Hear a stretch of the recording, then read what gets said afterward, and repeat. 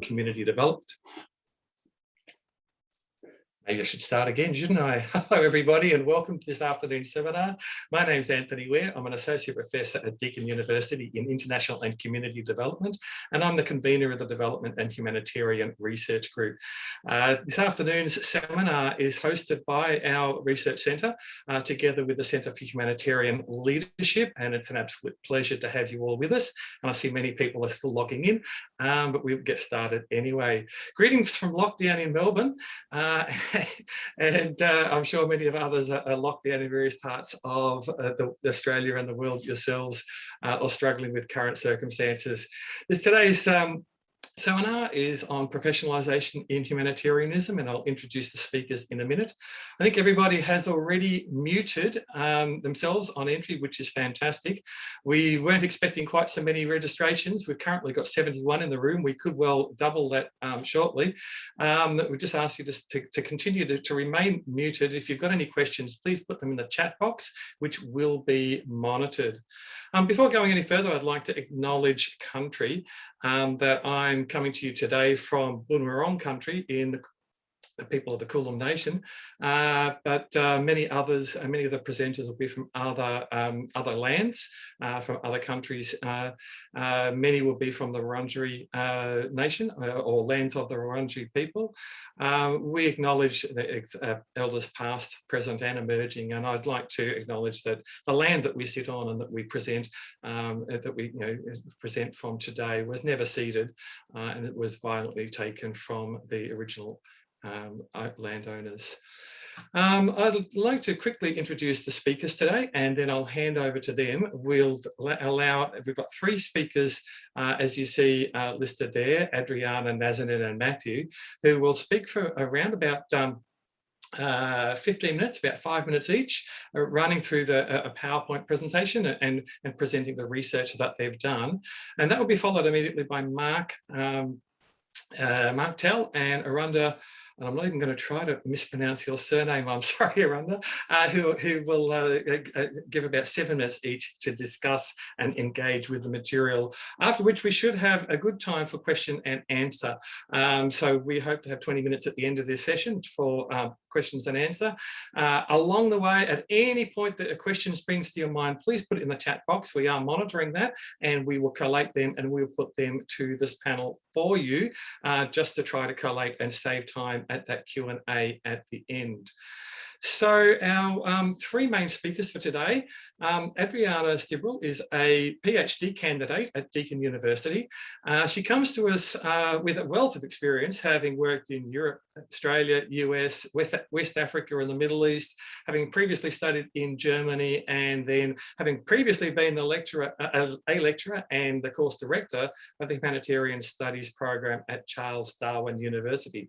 So she comes with an absolute wealth of experience and brings to this project. Dr. Nazanin Zed, I need to practice these pronunciations first.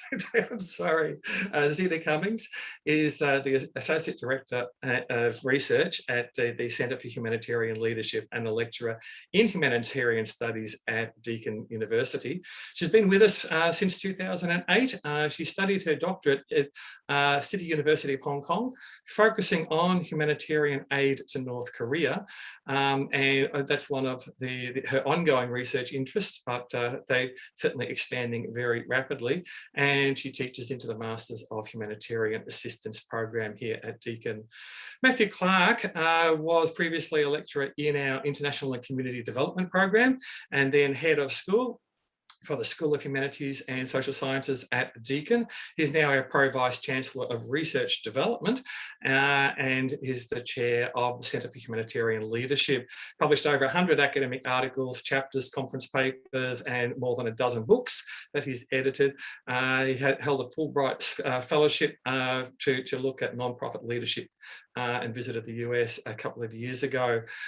So three highly qualified presenters, and then Mark Tell, the training manager of Red R, and Arunda Wijikarama, the leader, one of the leaders of the Humanitarian Advisory Group, particularly the localization research stream, will engage with that material. So without any further ado from me, I would like to hand over to Adriana and to the presenters. Please don't forget to leave your microphones muted and to pop any questions you've got in the discussion box, in the chat box, and we are monitoring that. Thank you very much. Adriana. Well, I might actually jump in, Anthony, if I may, and take the lead on the first couple of slides. So thanks very much for that welcome, and really pleased that so many people are here. And as I look through the chat box, so pleased that people from so many countries are also joining us. So thank you so much. It's been a great pleasure to prepare this presentation with my colleagues Adriana and Nazanin, and really looking forward to this conversation. So it is about professionalisation in humanitarianism, and really wanting to understand better what debates exist and what might be the opportunities to take this discussion further. So Nazanin, we might move to the next slide. So the humanitarian sector is a very large sector. There's anywhere between 500,000 to 1 million people engaged in humanitarian responses across the globe. The vast majority of those are within the global south and are local responders to humanitarian events. The international community, though, supports the responses to these humanitarian events around the globe, and we can sort of take the sector beginnings back to Henry Defont and the beginning of the Red Cross organisations back in the middle of the 1800s. But really, the modern humanitarian sector sort of has a shorter history back, perhaps 5 decades or so. So we sort of look at some of those huge international events that occurred that really shaped our current understanding of what the humanitarian looks like.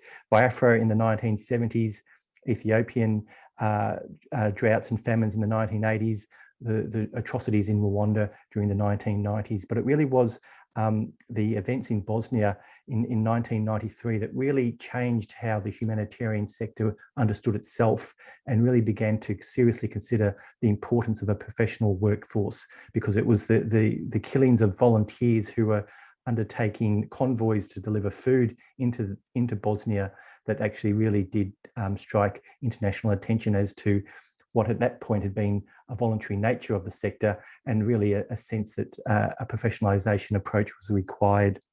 And so it was from that point on that wake-up call that the sector really began to look at how it might professionalise itself. And there's a whole range of how that might occur, from in-house training to certifications, guidelines, principles, and degree programs. And each of those are really important. And we have wonderful standards like the Sphere standards that were established and launched in 1997 that have been constantly updated to help give shape to what a professional humanitarian response might be. And since then, there's been other work, particularly around competencies framework in the UK.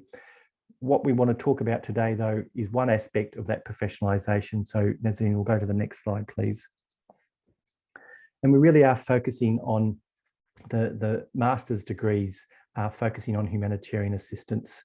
Now, this study is a pilot study. It's a particular focus on a particular aspect of professionalisation, but we do believe that it does provide useful insights to the wider conversation. And so we did look at a range of master's programs to try to better understand, well, what's being taught and how is it being taught? And does that actually serve the needs of the sector? Most importantly, does it serve the needs of the communities that have been affected by humanitarian events with whom we're trying to work? And that's the basis of this particular study and this particular paper that we're going to discuss today. So next slide, please, Nazanin. So we did focus on 26 Anglophone MHA courses that are offered in various countries around the world. We acknowledge that the majority of these exist in the global north, which reflects the current structures, particularly the bundling up of courses in the global north compared to the global south. But we were able to identify that there were some Masters of Humanitarian assistance in other parts of the global south, and where possible, we were able to include those in this study. each of the components, what we did is looked at these MHA offerings and really just try to understand what are they teaching and how is that being taught. And what we did discover was that over the last few years, over the last decade, the number of these courses has increased quite dramatically. So whereas a decade ago, there was hardly only a handful of these courses, now we know that there are many more. And we would expect, given the size of the increasing acceleration of humanitarian events and the increasing focus on professionalisation and credentialisation within the sector, that there will be significant more. And what we're wanting to do is to suggest that actually we might need to look at the MHA offerings as a very distinct part of the professionalisation debate. And so that's what we're wanting to do today. So I'll stop and pass over to my colleagues. Wonderful. Thank you, Matthew. And thank you to all of those of you who are joining us from all over the world. I'll speak briefly now on the scope of what we included in the study. But as Matthew said, we see this as part of a larger debate around professionalization. So this is one piece that we are hoping to contribute and hoping to engage across various parts of that debate. So welcome any comments or questions that engage beyond our scope as well. But for this particular study, we focused on master's programs that were in English and any kind of master's, so Masters of Arts, Master of Science. And we were looking for what we call generalist humanitarian programs. And one thing that we quickly learned was how broad the naming of these generalist courses can be. So for our inclusion criteria, we thus chose to include courses that include humanitarian or humanitarian X, with this X being a general word such as aid, studies, affairs, practice, etc. So specific fields, something like international humanitarian law, was excluded. And courses that included more than one area were included as long as one of those areas was within the inclusion criteria. So for example, something like a Master's of Refugee Studies would not be included because it's missing that word humanitarian, but we did include a Master's of Refugee and Humanitarian Studies. I won't go into too much detail or speak at length about the methods, but what I will highlight is that the data set that this project is built on is comprised entirely of information that's available online, and it is available publicly. So we found these things through database searches.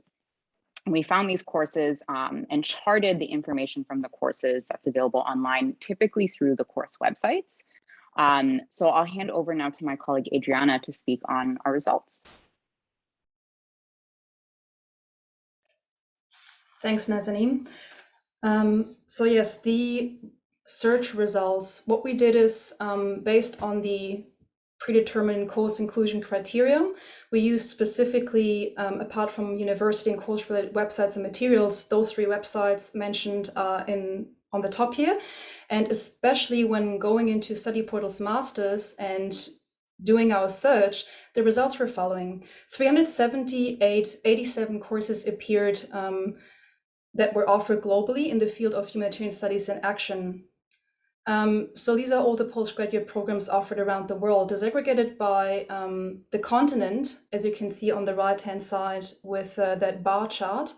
276 programs appeared for Europe, 67 for North America, 33 for Oceania, 12 for Asia, 5 for Africa, and 1 for South America. However, upon closer examination, so when looking actually at the course titles and the course content of these different programs, we realized that they actually were not specifically humanitarian aid focused or titled, or did not really deliver humanitarian action content. So other programs that appeared included, for example, humanitarian engineering, development studies, humanitarian health, humanitarian logistics, disaster science, and so forth.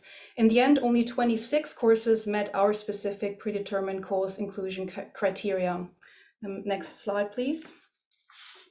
Now here you can see an overview. So this and the next 2 slides just show you basically universities that offer those 26 programs. You can see the name of the program and you can see the location where the program is being offered. If you look at the bottom here on this particular slide, the joint humanitarian masters, the joint program in international humanitarian action offered by the Network on Humanitarian Action, NOAA, that consists of a number of university members.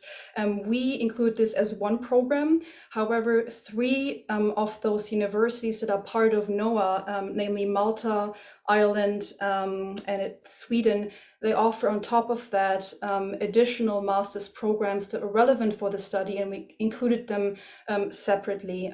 Next slide, please. And next slide. As mentioned before, the majority of these programs appear to be offered in the so-called Global North, but we had also Nigeria and India offering master's courses. Yeah, next slide.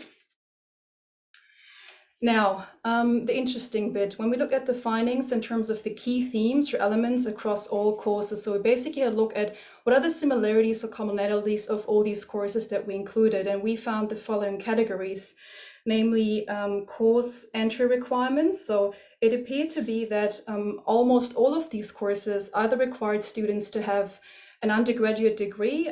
They had to show or demonstrate that they had English language requirements that were met. And if they did not meet certain requirements to enter the courses, but if they could demonstrate they had 2 years of working experience in the aid sector, they were also considered as applicants. The next topic was around flexibility. So we found that flexibility was given across all the programs in regards to program length, the delivery mode, or the location. So almost half of all those university programs offered blended or online learning. So they were delivered online or a mixture of on-campus online. Only 5 universities offered the master's program exclusively online, and 10 universities seem to only be offering their campus, their master's program in person on campus. Research, that was a component basically critical and essential across all the different programs. 19 out of 26 require students to actually submit a formal dissertation or thesis. And if that wasn't the case, all other programs still required students to complete a research component like a capstone unit. Practical components are compulsory for around half of those Masters of Humanitarian Studies programs, and they can entail internships, fieldwork placements, practicums, or simulation-based learning.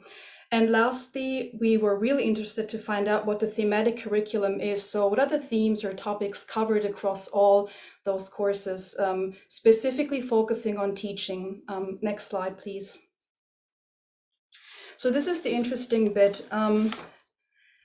So this bar chart, you can basically see the blue bar indicates that the theme or topic or area covered in the curriculum is compulsory, and the orange bar indicates that it's an optional element. So starting at the left-hand side there, we can see that research or dissertation is something that was common across all those programs, followed by the thematic area of humanitarianism. Now that entails things like history of humanitarianism, understanding the sector, the actors involved and stakeholders, the principles, ethics, and so forth.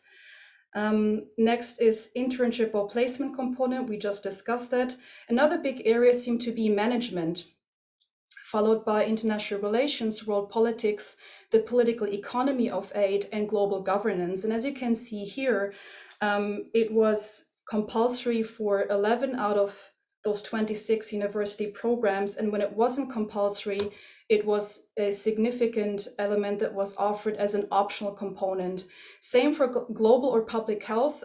By the way, this would have been the case before COVID, which is interesting to see that this is a pretty shared theme across those courses, followed by other 3 to 4 key areas, namely development, international humanitarian law and protection, conflict studies and resolution, peace studies, disaster and emergency management. So again, you can see it was still something that many courses shared. Either it was compulsory or offered as optional units or subjects to take.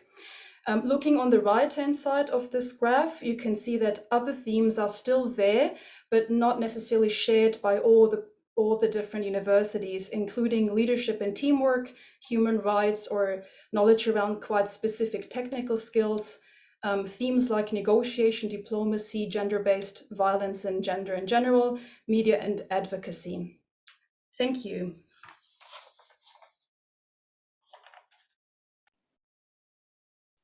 Thank you. So I'm going to jump in to refer to some comments and the kind of theme that's come through the presentation so far, which is the dominance of the global north in these university offerings. So as both my colleagues have highlighted, we did find 2 programs in Nigeria and 1 in India, but otherwise all of the universities that offered programs that fell within our data set are located in North America, Europe, the UK, or Australia. So of course, I think the Anglophone inclusion criteria is one limiting factor, but it is not the only reason to explain why this is happening. Our data collection method, which relied on publicly available information, may also have omitted courses that don't have an online presence. For example, I saw some online suggestion of a Master's of Conflict and Humanitarian Studies out of the University of Juba in South Sudan, but couldn't find any kind of course page or verifiable information around the existence of that course.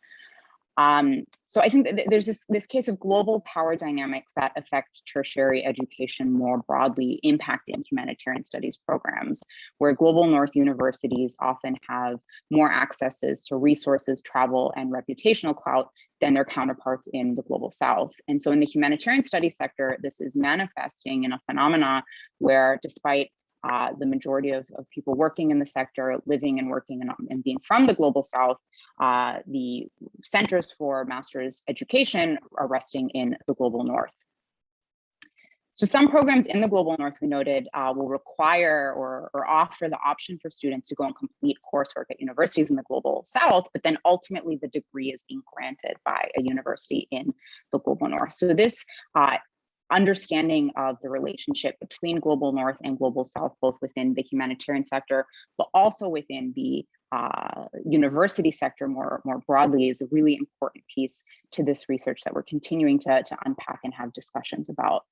I'll also briefly touch on the online aspect. We collected this data pre-COVID. It was in 2019 and early 2020. So, of course, many of these courses will have been forced to shift to online, either temporarily or potentially they'll move to that more regularly. But I want to caution against thinking about online courses as an answer to this global south, global north asymmetry. Of course, online courses have some access benefits. There's no need to relocate, no need often to get a visa, or you may avoid potentially high living expenses, but they also come with high tuition fees and require consistent access for high bandwidth activity. Previous research in the higher education space on online pedagogy has also found that factors like gender, commitments such as work and caring, and attitudes toward online learning can impact students' ability and perception of their ability to succeed. So this questions the ability of even flexible modality MHA programs to reach students that in-person programs, particularly those based in high cost of living areas, cannot. And finally, a couple of the future paths for work we see and some implications. I'm not going to go over each of these in depth, but I did want to highlight that this project is, as Matthew said, really a pilot and really a foundation for further work, of which we see many, many possibilities. And I'll highlight this one of these issues, which is the question of how humanitarian studies interacts with adjacent or allied fields, such as disaster management across different regions. Our inclusion criteria didn't allow for exploring the nexus between, say, emergency response and humanitarian courses. And this may result in different findings and different geographical spreads. This is related to wider understandings of humanitarianism. Without a global understanding of what exactly humanitarianism is, then our inclusion criteria may be missing out on courses that don't carry the name humanitarian, but would be useful to consider. We're also really keen to explore further if and how a core curriculum could, or other common foundation could add value to master's programs, and we absolutely welcome any comments on this. But for now, I'll close this portion of the presentation, and thank you all for your attention.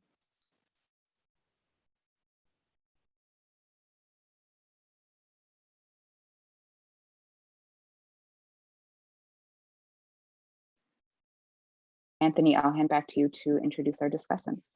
Okay, sorry, I thought Mark would just jump in, but that's fine. So that concludes the paper. Now, in the chat box, Matthew has posted a link to the current version of the paper, which is under peer review at this time. So that was one of the questions in there. But with that, I'm going to hand over to Mark and then to Aranda to engage with this as discussants. Thank you, Mark. Good, thank you, Anthony.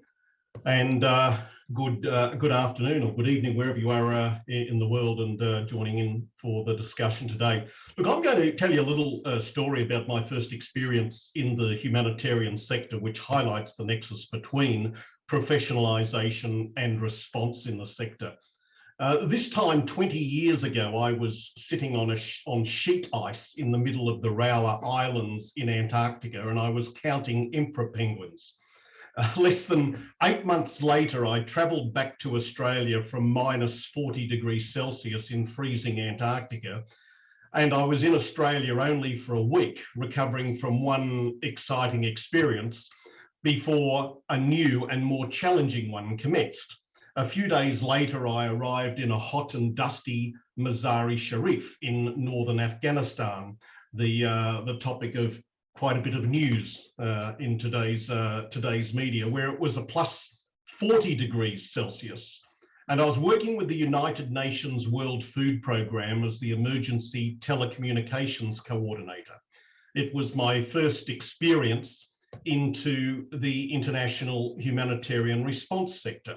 My role was to re-establish vital security telecommunications sector systems to facilitate the return of UN agencies and NGOs back into Afghanistan. The retreating Taliban at the time had destroyed most of what had previously been in place. With years of coordination of emergency response under my belt with State Emergency Service, Coast Guard, Flying Doctor Service and Fire Services in Australia, I did not immediately see or approach this task as any different. I sat down with my team of 10 national staff and started to outline my plan. Okay, we need 3 trucks of equipment to head to Shurbagan, 2 to Kunduz, loaded with computers, antennas, radios and cabling. 4 repeaters will be installed on grain silos to the west of Mazar, and solar power would be needed. This has to be completed in 2 weeks. 2 satellite terminals, 3 generators need to be installed at the regional office, and I went on and on. As I was speaking, I observed the locals looking at each other and smiling. I stopped talking, and the senior ICT staff member, Najibullah, then said, "Mr. Mark, inshallah, it will be done." And there was a pause there, and I discovered later, inshallah in Arabic meant God willing. And this is used extensively by most Muslims in Dari, Tajik, Pashto, and Farsi or Persian-speaking countries. The locals there had seen it all before, many times. They had been through multiple wars, different governments, different jobs. They had seen and worked with plenty of international humanitarian workers like myself. And the sense of urgency was not high on their priority list. It was more business as usual. My way of thinking and engaging had to change dramatically. And my first month with the UN was a steep learning curve. I had to listen more, immerse myself deeply into the culture, and seek advice on the best ways to achieve my objectives. Skills that were used extensively throughout the many theatres of humanitarian operations that I encountered over the following years with the UN in Ethiopia, Zimbabwe, Iraq, Sudan, and many other countries. I was deployed twice to Afghanistan in 2002, where I met my wife, who was also employed with the UN World Food Programme, when we were both working in the province of Bamiyan, where the retreating Taliban blew up the Buddha statues only months earlier. I've certainly got fond memories of the people I worked with there, and recent events have rekindled those thoughts. 3 years ago, I took a redundancy after 9 years with the federal government and decided to return to the humanitarian sector. I did not have a university degree and was juggling the need for one so late in life. Why would I need a humanitarian university degree? I've got years of experience. I can just walk in the door. I eventually decided it would be beneficial if I was ever to apply to the UN through the front door. However, it turned out to be far more than that. With my experience recognised through RPL, I was accepted to complete a postgraduate degree with Deakin University in Development and Humanitarian Action. It was certainly challenging as I came to grips with writing assignments in academic speak. With the support and guidance of Daniel McAvoy, Phil Connors and the team, it was heads down and bum up. And while many of the topics and areas of study consolidated my existing practical experience, I also developed an understanding of how emergency humanitarian response can dramatically affect the long-term development of a country, something I had not truly appreciated nor considered whilst previously running around trying to save the world. In hindsight, it would have been a far better position for me to embark on a humanitarian career with this knowledge under my belt to begin with. Over the past 2 years in my current position as training manager with Red R, I've been providing advice to many people wishing to embark on a career in the humanitarian sector. Being deployed into a humanitarian crisis for the first time can be a very stressful experience, but being suitably prepared can make the experience far more productive. And anyone considering entering the sector should explore the numerous learning opportunities available. So whether that's a degree with Deakin or humanitarian training courses with Red R Australia, or the numerous free courses, as was alluded earlier, available online with Disaster Ready or KAYA, they all add up. The topic of today's discussion is professionalisation in humanitarianism. And I don't know whether this is controversial, but I don't believe that anyone who enters the sector for the first time can be described as a humanitarian professional. They may have subject matter, maybe a subject matter expert in their specialised field, but it takes some real frontline experience combined with the formal learning to fully appreciate a professional response and approach to humanitarian crises. At Red R Australia, we have MOUs with 15 UN agencies to deploy humanitarian professionals from our roster into crises globally. Nearly all those agencies require at least 5 years experience in their sector. So whether you have that degree or not, it's very difficult to be employed unless you've got some experience. I believe there's great opportunities for universities to mix practical experience with formal qualifications. And I note this is starting to occur in several universities in Australia. Over to you, Aranda. Thanks, Mark. I do have to start by saying I don't have such an interesting story as Mark did, but I will try and provide my reflections on this really interesting piece of work that Nazneen, Adriana, and Matthew have been working on, primarily from 2 angles. So one is from a supply and demand point of view, from what I see, and that goes to, I guess, thinking about why is there this increase in master's programs offered in humanitarian studies, and especially in the global north, right?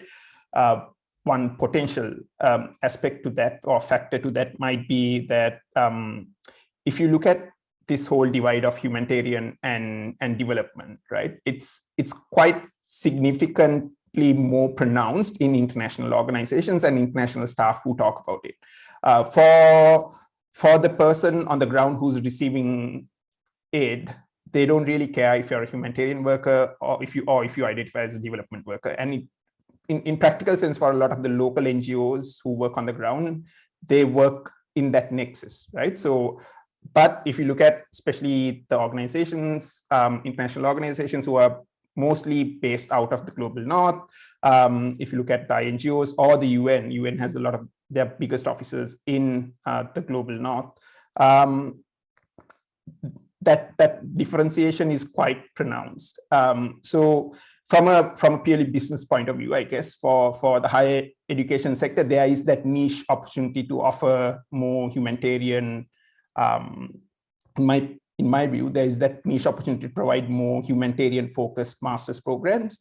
But also, that also sort of reflects what Matthew was talking about in terms of that that imbalance of power in terms of how the humanitarian system is structured, right? So if you look at the humanitarian staffing, I think about 93% of the humanitarian staff is made out of local staff. But my colleagues at HAG did a really interesting study a couple of years ago looking at diversity within the humanitarian sector. And what it found out was at least 60 or even more percent of senior leadership roles within the humanitarian sector are with international staff. And that, that completely ignores also the staff that are based in the global north countries within these organizations. So I think there is that opportunity, and I guess the higher institutions are trying to meet that need and opportunity in terms of offering more pronounced or focused courses on the humanitarian sector. I'd be interested to hear some reflections from Nazneen, Matthew, and Adriana on that. The second point that I want to have a look at that is from a equity point of view, and also links to some of the points that Mark was raising. If you look at the roles that are coming up in the humanitarian sector, you have that minimum, you have this minimum bar of master's degree plus 2 years. If you don't have a master's, you need to have an extra amount of experience to take on a role. But what does that mean? So what does having a master's in humanitarian response or humanitarian action really mean? Does that mean that the person going into providing that humanitarian response is, it's going to improve how humanitarian aid is delivered, especially in terms of comparing it with someone who has, let's say, a local staff member who has 15 years of experience, but hasn't had the opportunity or the money to do a master's program in humanitarian development. But you have international staffer who's fresh out of the master's program coming in to take a leadership role in a policy or program level. So where is that balance in terms of how do you value professional education or professional qualifications versus the practical experience? So yeah, again, for me, I think I did my master's a little bit after I started working. So I didn't really do my master's before I joined the sector. And I did my master's at Deakin, which worked out well because it was a remote learning process, which helped me to manage my work and still continue studying.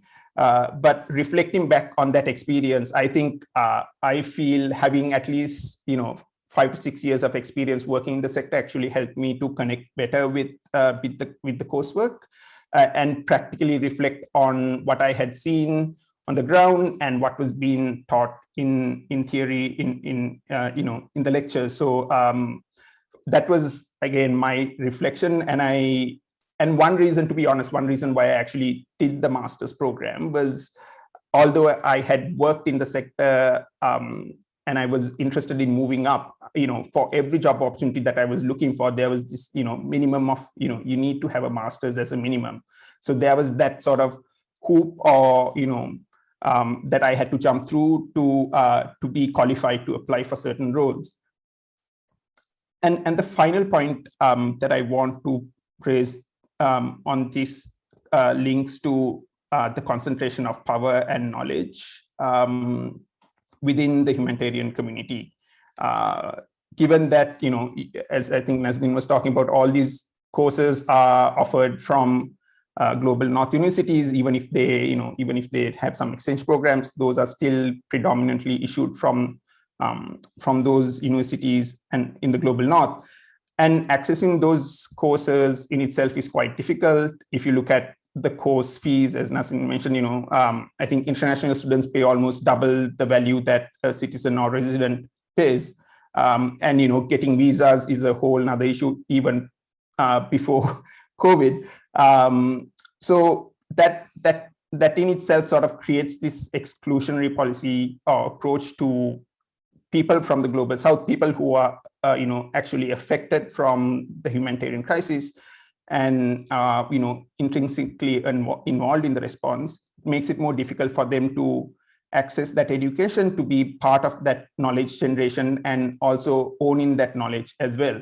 So would be again interested to hear any reflections that the panel might have on this, and maybe that's something that you can also consider in terms of expanding the research as well, because this is for especially for me and the team at HAG, because localization has been one of our key research priorities for the last few years. This is something that we are really focusing on over the next few years, is in terms of what role knowledge plays in terms of determining where the power lies within the humanitarian sector.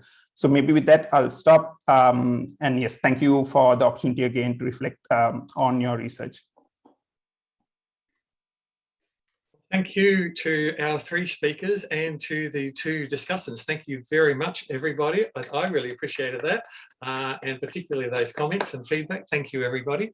Now we have about 20 minutes or so for questions. So there's been quite a few that have been posed both by our discussants, but then also in the chat box.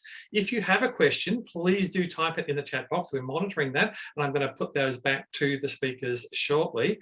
But I'd like to start back to the three speakers and I'll allow you to respond as you like. A couple of points that Arunda raised that have also then been brought up in the chat box. So particularly questions about the balance between education and experience, and the question around equity for people in the global south, the concentration of power that English language courses in Western global north countries tends to bring, particularly with the cost of extra fees and things like that, that so many of these programs are in English or appear to be. Certainly this study was focused in English. So and then questions of the low prevalence of humanitarian studies courses in the global south that your research found. So I'll let you address some of those, please.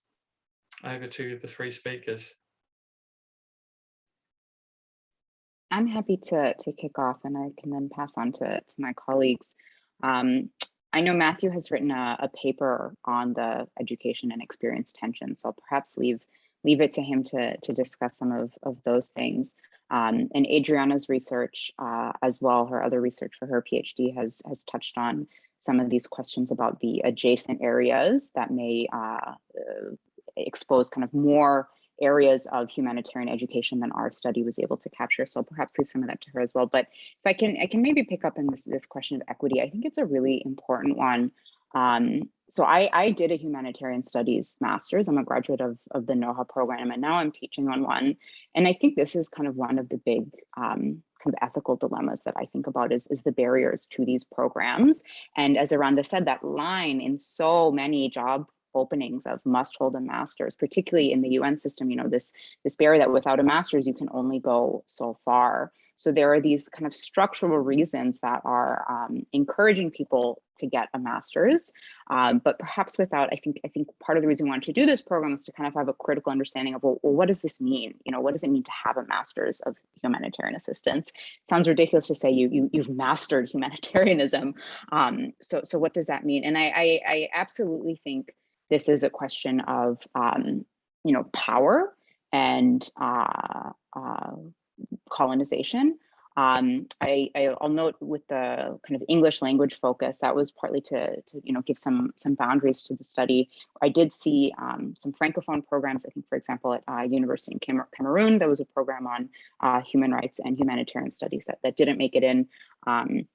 But we didn't go digging too far into other languages. That would be something I would be very, very interested in doing. But I think it's also important to acknowledge, the prevalence of English throughout the tertiary sector, because English has colonized the university world. So it's very, very common for universities to teach in English, even if they're based in places where English is not the kind of native language. So I think all of these levels of power dynamics, again, both within the humanitarian sector itself, but also within the tertiary sector and within the production of knowledge and the understanding of who produces knowledge, whose knowledge is worth listening to, really, really play out here. So even though our study is, focused on these 26 courses, in many ways, I think it's focused on much, much bigger things. I don't have the answer to these things. I think a lot of them are, really deeply around questions of equity and around colonization. I don't even know if you can decolonize universities, to be honest. I think they are in many ways very inherently colonial spaces. So I don't have an answer for that, but those are kind of some of my thoughts there. And I'll pass over now perhaps to my colleague, Matthew. Thanks, Nazanin. The question that was referenced there, particularly in the chat room about by Og, in terms of employment, which do employers value, master's degrees in humanitarian assistance or experience? I did interview a large number of humanitarian workers, perhaps 3 years ago, as a precursor to this paper, about that very question, and it did seem to be a real paradox or a tension there, because there was a focus on people's experiences and their soft skills around humanitarian work that was really valuable and was what was seen as being critical to their success. But at the same time, there was this requirement to have a master's degree to allow them to actually gain those experiences. But there was no sense that the master's degree itself was any value other than the fact that it was a master's degree. And then we've had the discussion this afternoon of all the barriers for people to actually gain a master's qualification. And so then this second bit of research was then to sort of say, well, if the master's qualification is a sort of a hurdle requirement or a gate through which people must walk in order to be able to actually work in this sector, how can we actually make it of value rather than just it being part of the credential creep, which is a phrase that we use in Australia to describe the increasing number of qualifications you need to actually do the same level of work that people did previously without those qualifications? How do we actually make it valuable? How do we actually embed in it some of the skills and some of the opportunities that people need to actually be good humanitarian workers? And so that's sort of the next phase. But as Nazanin said, it's this conversation that's so important to actually pull out all the threads of structural injustices and barriers that actually stop people being able to do the work that we need them to do.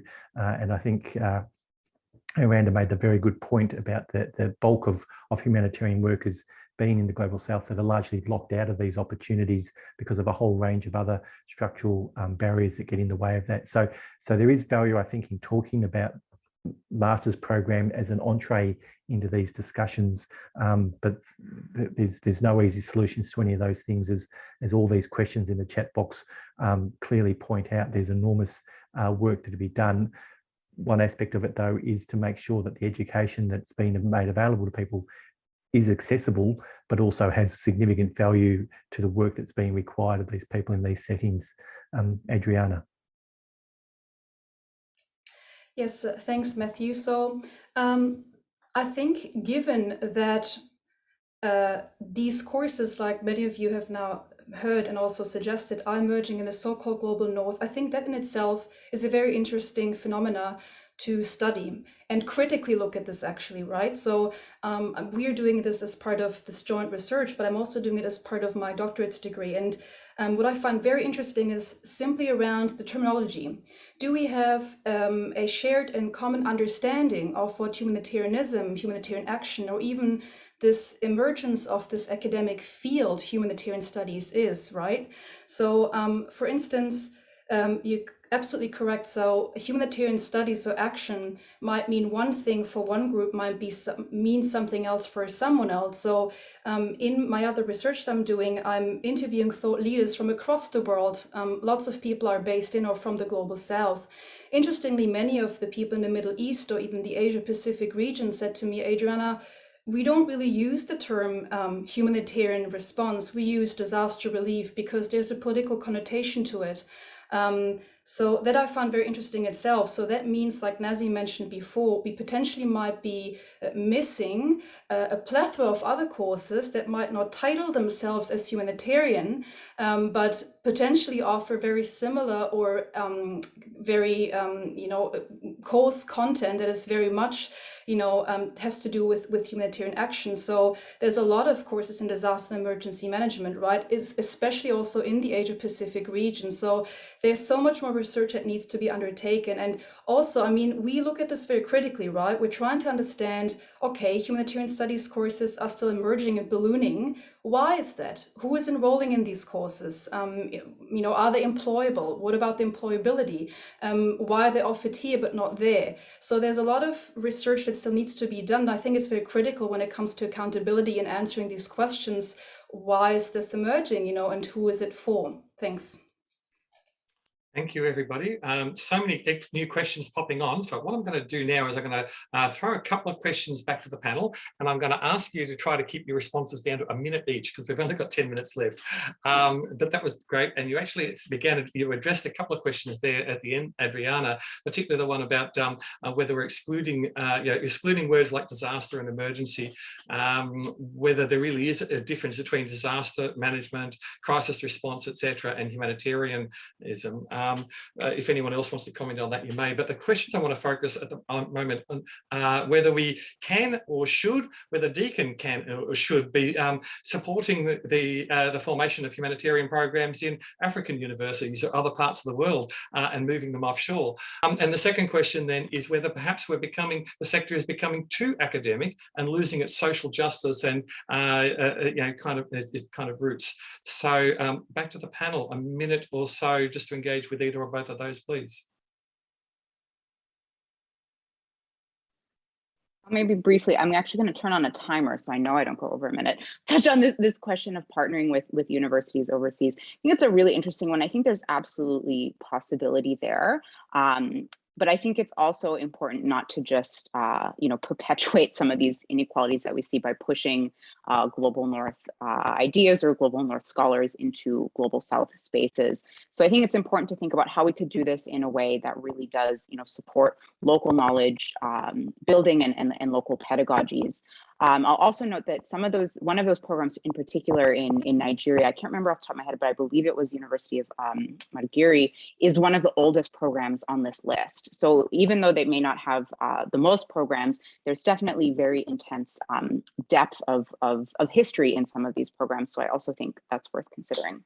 I'm at 50 seconds, so I'll stop now.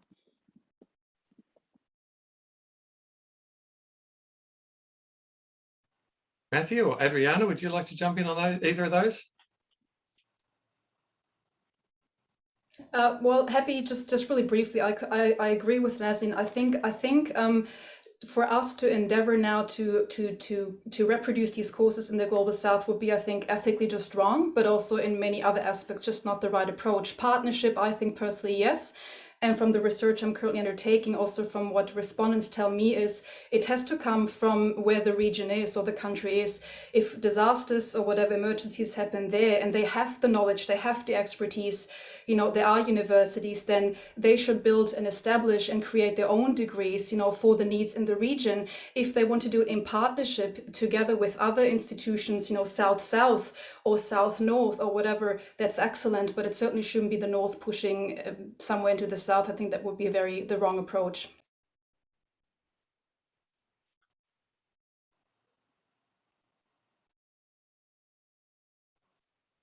If nothing for Matthew, let's move on then very quickly in terms of frameworks, humanitarian action qualifications framework or other standardized or more standardized frameworks for the sorts of qualifications that humanitarian practitioners ought to get through professionalisation. Anyone? I might jump on this, Anthony. Back in about 2000, I was involved in putting together the competencies framework for humanitarian workers as part of it was a Cert 4 qualification. Now, I don't think it actually progressed at that time. It may now be available, but there is a sense that there is having to be a matching of both the academic interests as well as the competencies that are available, that are necessary for people to work successfully in the field. I do think there is valuable, taking into account everything that Nazanin said and Adriana said about working alongside universities in the Global South and learning from their curriculum, that there should be some sort of core curriculum so that we actually, and therefore people can actually say, yes, our course does tick off the core requirements against this agreed framework of what needs to be included, so that people can actually have some sort of assisted comparison between master's courses. So there actually is value, because my greatest concern is that people are enrolling in these courses and there isn't significant value for their investment in both their time and their money. It's simply just a piece of paper. And so I think having a central framework or agreed core curriculum would go some way in making sure that those students were making good choices, and then their employers were making good choices, and then the communities whom they were working with were actually getting good results. Thank you. Chris asked some time ago, in the search for courses, do you differentiate between education that provides depth to existing students' knowledge, e.g. engineering for engineers, to engineers, to that of broadening knowledge, e.g. understanding of public health for a logician, or I might add, some of the critiques of from international relations, for example, or anthropology of the development sector itself. Any comments on the sorts of components, Nazanin? Yeah, I think that's a really interesting question, because I think, and that's why we took this approach of generalist courses, because I think there's a little bit more understanding of what, a humanitarian law degree or humanitarian engineering or humanitarian nursing degree may have.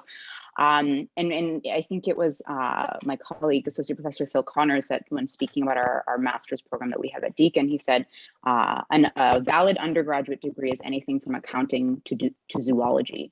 So, there's very few people have a bachelor's of humanitarian studies. So it's very common for people to have very, very varied backgrounds, both academically, but also professionally before coming into these courses. So I think the answer is both. There will be people that have experience in the humanitarian sector, in something like public health, that are coming in and then learning more about public health. But then there will also be this kind of cross-sectoral learning. And I think that's kind of one of the challenges to finding meaning in these generalist programs. And one of the arguments in support of Matthew's idea for a core curriculum is to try to give a bit of that meaning when there is this real diversity in disciplines and fields and professional backgrounds that are coming in and doing these courses. Excellent.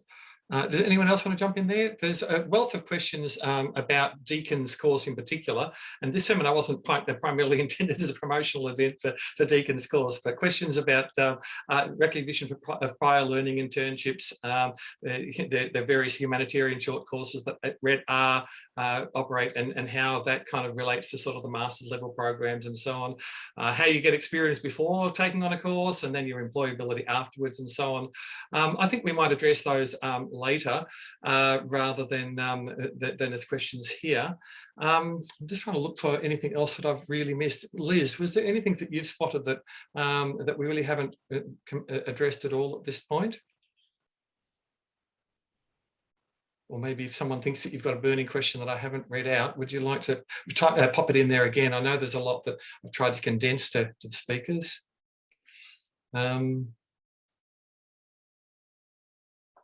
There was a good discussion, actually, maybe this will be our final question to the panelists. There was a good discussion about gender breakdown and diversity in the humanitarian sector, whether there's anything in what you've looked at this stage addressing issues of gender and diversity. Back to the panelists. There was a good discussion and a couple of linked to a report that Aranda put up. Questioning about gender breakdown of senior staff and in training programs and so on.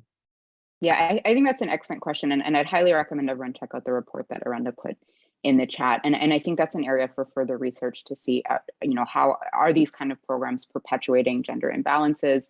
Some of the higher education literature that we looked at did talk about, again, how caring responsibilities or gender can impact, and not particularly in humanitarian studies, but more broadly, students' journeys, particularly through online learning. So I think there's a lot of unanswered questions there to see how this education piece fits into the wider lack of gender equality in the sector.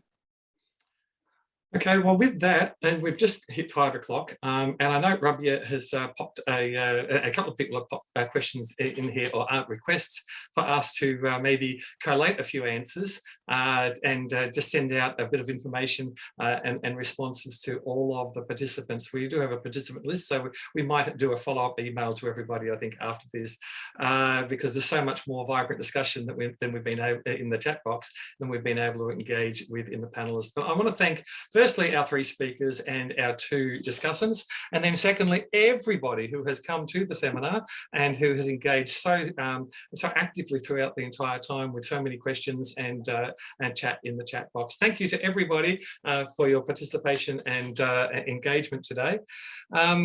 This is our first external seminar like this for the combined Development Humanitarian Studies research group and the Centre for Humanitarian Leadership. We have 2 more that are planned later this year. The next one will be in October, and Dr. Joe Kropp will be talking about the humanitarian fix with Yvette Zengenhagen and Max Kelly as discussants. So that will be really good. We'll send everybody information with that when we send a bit of a précis on the questions that people have been asking today out to you all. So thank you for your participation. We really appreciate you joining us today, and we look forward to continue to engage in our seminar series into the future. Thank you again to Nazanin, Matthew and Adriana, and to Mark and Aranda. Thank you, everybody.